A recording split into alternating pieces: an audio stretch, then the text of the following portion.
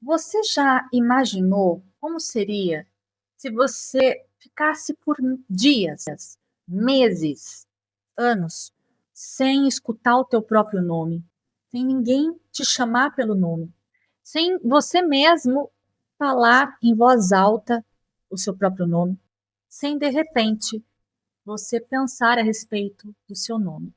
Eu quero compartilhar com vocês algo que me aconteceu há alguns anos. Então, primeiro eu vou contar para vocês uma história. Eu morava em um determinado prédio e aí a vida vai, a vida vem, tudo certo. Até que um dia eu e os outros moradores, vizinhos, começamos a ver que tinha, gente, um senhor começou a colocar as coisas dele ali na calçada, tinha garagem, logo do lado da garagem, né, do prédio, ele começou a organizar as coisinhas dele ali, né, morador de rua. Logo assim, no final da tarde, ele já organizava tudo, a casinha dele na rua, às vezes até colocava uma barraca, não sei como que ele adquiriu aquela barraca, como que ele conseguiu, alguém deu provavelmente, e lá ele ficava, ele passava a noite, passava final de tarde, às vezes só ia à noite, passava a madrugada, tal, dormia, e lá por umas 7 horas da manhã, às vezes um pouco mais tarde, 9 horas da manhã, ele colhia tudo ali, arrumava tudo e ia embora. Não sei para onde também. E a gente começou a perceber. Eu comecei a observar muito, né? Então, da minha janela, de um dos meus quartos ali na época, eu olhava e eu via exatamente onde ele ficava, via, dava para ver ele ali, se ele estava comendo, se ele não estava comendo, se ele estava dormindo, o que ele estava fazendo. E é interessante que era um quarto que era quarto escritório, é onde eu ficava, era na época do doutorado, onde eu ficava ali escrevendo, pesquisando, filosofando, né? Coisa boa. Mas, enfim, importante. Mas e cadê a ação, né? Mas vamos lá. E aí, quando eu olhava ali, eu ficava pensando, gente, né? Me tocava muito, sempre me tocou muito essa questão daquele que não tem a oportunidade que a gente tem. E aí isso acaba me deixando cada vez mais grata por quem eu sou, por onde eu estou, pelas coisas que eu tenho, as pessoas que eu tenho, enfim. Mas também não basta ser só grato e não fazer nada com isso, né? Então também me ensina muito essa coisa de me tocar, ficar emotiva, ficar emocionada, ficar pensando sobre aquilo que eu vi que me doeu muito, e aí ter ideias para, né, ou evitar que outras pessoas passem por isso, ou ajudar pessoas nessa situação, e conscientizar. Não é à toa que eu estou fazendo um vídeo sobre isso. Entre outras coisas que a gente pode e deve fazer, a meu ver. E aí ficava pensando muito sobre isso, me tocava muito, então eu tinha muita empatia emotiva e cognitiva, né? Eu não sei quando esse vídeo vai ao ar, então eu não sei se eu já tenho um vídeo a respeito disso aqui no canal, ou se eu vou ainda postar esse vídeo. Se já tiver o vídeo, eu já coloco aqui nos links para vocês, e depois que se não tiver, e depois que tiver, eu volto e coloco aqui nas descrições, tá? Falando sobre empatia emocional e cognitiva, explicando isso que vem da neurociência, mas basicamente é empatia, tá? E aí parei, pensei, e aí comecei, né? Bom, saía para ir trabalhar, seja no final, na hora do almoço ou final de tarde, porque geralmente eu dava aula à noite, ou ia fazer algum treinamento de manhã, ou enfim, passava lá e, oi, tudo bem? Comecei a falar com ele. O senhor está com fome? Óbvio, minha pergunta que eu fazia. Né? O senhor quer? Eu já levava um lanche, dava um lanche. Olha, eu comprei isso aqui, né? O senhor não quer? E, você não está com sede? Ó. E comecei a oferecer coisas com muito cuidado, na maior parte das vezes dentro do carro, né? E algumas vezes eu descia já ali, quando eu já tinha um pouco mais de confiança ali, né?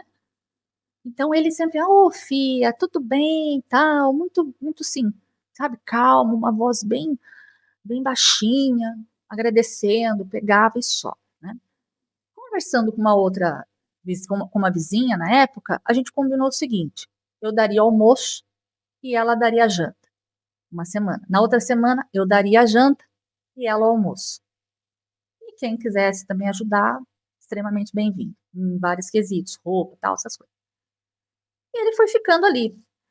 Chamou-se as autoridades necessárias para, né, de ajuda social, né, enfim, para ver se para tirar ele da rua, ajudá-lo. Ele não queria sair da rua, de jeito nenhum. Gente, o que acontecia? Basicamente, né, Diziam que, sabe aquela coisa, diz que vem, que tal? Não sei se é verdade.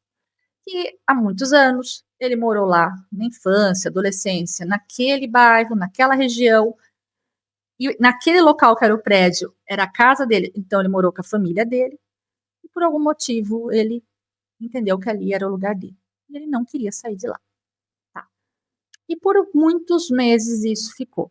Tá? Em tentativas de ajudá-lo, e ele não queria aceitar aquela ajuda, né, de sair de lá, mas a gente ajudava como podia, com roupa, com coberta, com capa de chuva, com comida, bebida, etc. Tá? Até que um dia, estou saindo da faculdade, uma das universidades que eu dava aula na época, saía por volta das 22h40, né, 23 horas, saindo da faculdade, indo para minha casa ali, né, indo até o prédio, o apartamento, e tinha uma lanchonete próxima, pensei, estou com fome, vou comprar algo. E pensei, vou comprar para ele também. Comprei o lanche ali, passei no drive-in ali e tal, papapá. Oi, tudo bem? O senhor não quer um lanche? Olha, eu comprei para mim e pensei, senhor, você talvez queira comer uma coisinha agora. Ô, filha, claro, obrigada, Deus abençoe. Aí me deu um clique assim, ó. Putz. Olha, gente, foi acho que coisa assim de 4 meses que eu tava já fazendo isso. Convivendo com ele. A professora, pesquisadora, quase doutora, falando sobre educação crítica no doutorado dela. Ai, humanista. Em 4 meses eu não me peguei consciente de que eu não perguntei o nome dele. Pasmem, eu tenho vergonha de falar isso, mas eu preciso assumir. E graças a esse erro, eu aprendi muita coisa. O que fazer, o que não fazer. E por que, de fato, também eu errei. E naquele momento eu me peguei aqui pensando, como que o senhor se chama? Não sei o nome do senhor. Nesse momento, ele regalou os olhos. Ficou meio perdido. A gente percebe a fisionomia, as expressões faciais ali na hora, né? Ainda mais que eu trabalho muito com isso. Ficou meio perdido, perdeu um pouco até o fôlego. E falou um tom de voz ainda mais baixo, meio engasgado, sabe? Quando a voz sai, você meio até que gagueja, com dificuldade de falar. Aí ele falou: eu me chamo Modesto. Pode me chamar de seu Modesto. E aí, ô, seu Modesto, prazer, né? Falei meu nome para ele também, tal, se eu precisar de alguma coisa. Ah, tá. Enfim, gente, foi passando um tempo ali, ele não apareceu mais, não sei mais dele, não sei o que aconteceu. Eu não vou ficar falando muito, porque isso aqui mexe muito comigo, enfim. Espero que ele esteja bem. E se você já foi meu aluno, se você é meu aluno, já foi meu aluno, aluna, se você já foi meu cliente, talvez você já tenha escutado essa história, ou se você já leu na minha tese, no meu livro. Eu estou sempre falando, né? Porque é algo que me marcou, teve um impacto emocional gigantesco, me ensinou muita coisa na vida, muito mais que muito livro e muito doutor e pós-doutor por aí, tá? Enfim, aí eu me peguei naquele dia, aquela noite, sem conseguir dormir, pensando, gente, primeiro, como eu estava tão alienada assim, eu falava sobre a importância da identidade do outro na educação, escrevia, pesquisava sobre isso, o protagonismo do aluno, do professor, o relacionamento professor-aluno, o relacionamento líder-liderado, blá, blá, blá. Blá, blá, blá, sabe que isso é importante, mas blá, blá, blá. E na minha vida real, no meu dia a dia, eu não prestei atenção, que eu não sabia o nome daquele ser humano, daquele homem. O que estava acontecendo comigo? Aí eu comecei a me autoavaliar, perceber o quanto naquele contexto eu estava também muito acelerada, com dificuldade de prestar atenção, com dificuldade de me conectar evidentemente aos meus valores, à minha essência. E graças àquele momento, graças ao seu Modesto, eu fiz isso. Eu voltei para dentro de mim, para quem eu sou. Ele me devolveu para mim naquele momento. E de algum modo, talvez, alguns instantes, alguns minutos, eu também tenha devolvido ele para ele mesmo. Talvez eu também tenha dado uma pequena experiência, porque não creio que isso tenha se perpetuado. É muito difícil as pessoas perguntarem o nome, né, da pessoa que está na rua, numa situação como essa. Mas talvez eu também tenha dado a ele, naquele momento, uma experiência de: "Olha, eu tenho um nome. Olha, eu sou alguém. Olha só, eu existo". Alguém percebeu de fato que eu existo, que eu não sou só uma paisagem ou um objeto dentro da paisagem, e sim um ser humano com identidade. E queira ou não, gente, naquele contexto a gente percebe que seu Modesto e outras tantas pessoas nessa situação perdem a consciência da própria identidade, viram de fato seres invisíveis na sociedade. São os estranhos que batem à nossa porta, segundo Zygmunt Bauman, ele tem um livro que fala só a respeito disso, vou colocar aqui também. Não só em relação a quem tem dificuldades, mora na rua e tal, ele até cita, mas estranhos de todas as formas, tá? Etnias, religiões. Quando fala estranho, o diferente, né? Não é que o estranho aí é uma ironia. É o diferente de todas as formas. Diferentes formas de pensar, diferentes tipos de corpos, diferentes tipos de orientação sexual, diferentes tipos de religião, diferentes tipos de realidade. Então, o estranho que bate à nossa porta e que a gente não escuta. As pessoas que estão à nossa volta precisando da gente de alguma forma, e a gente pode de fato fazer a diferença na vida delas, e a gente não vê, porque elas se tornam invisíveis. Dentro da sociedade líquida, que é a sociedade do consumo, só é visto, segundo Zygmunt Bauman, como indivíduo, como pessoa, como elemento social, aquele que tem poder de consumo. Vamos encaixar essa ideia em relação a esse exemplo que eu dei do seu Modesto. E faz muito sentido, né? Ele não tinha poder de consumo naquele momento. Então, por que eu senti de trazer isso, né, essa história, compartilhar com vocês? Esse vídeo está provavelmente mais longo, aliás, eu não estou nada preocupada com isso. Acho que a gente precisa mais de conversa, assim, fluida. Espero que vocês conversem comigo aqui, coloquem também comentários, contem situações como essa. Então, qual que é o meu objetivo aqui? Primeiro, mostrar, olha, às vezes a gente se acha, naquele momento que você está fazendo coisas muito boas, mas você está falando sobre o que o outro deveria fazer, estudando sobre blá, blá, blá, e você não está praticando. E foi o que aconteceu comigo. Segundo, que é, para pensar, não só naquilo que você fala, né, e não faz, não pratica, mas também nos invisíveis que estão ao seu redor.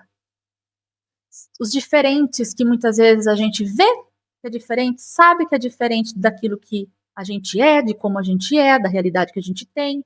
E a gente vê, até que se tornam paisagem, até que se tornam invisíveis. Quando eu falo se torna paisagem, é, sei lá, é uma árvore que está no meio do caminho.